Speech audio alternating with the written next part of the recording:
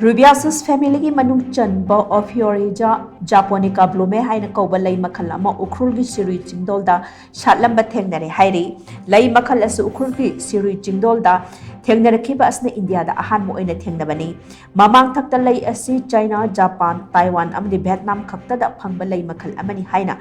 Panarambani Lei Pambi adu Imphal ki Institute of Bioresource and Sustainable Development IBSD ki team amana thengnare khibani IBSD ki researcher Ngasepam Malemgan Bichanu Paimichon Langkan Thongam Nauren Pai Khangan ba amadi Thongam Besasori na saba team amana kumjali singini kunmari March da Shirui Chingdol da Jatkiba floristic survey amada lei asi thengnare khibani sea level dagi meter listing aniga samdi kuntra mangarom wangna leiba mafamadu da lei adu Shatlamba Thengnabada icham chamba lei oina team aduna khalui adumoina mak kupthana yengbada lei adugi top pa masak mawong angoba asangba amasung lei machugi leina singna ningthina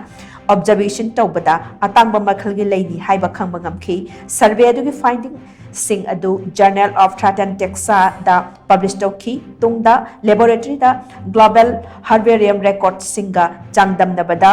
team aduna lei adu Ophiorrhiza Japonica ni haiba khangba ngamki lei makhal asi thengnarakhiba aduna India gi Ophiorrhiza family da Manipur na humphumari suba member oina yawba ngamle masigi manungta kuntra mangadi endemic ni lei makhal asigi matangda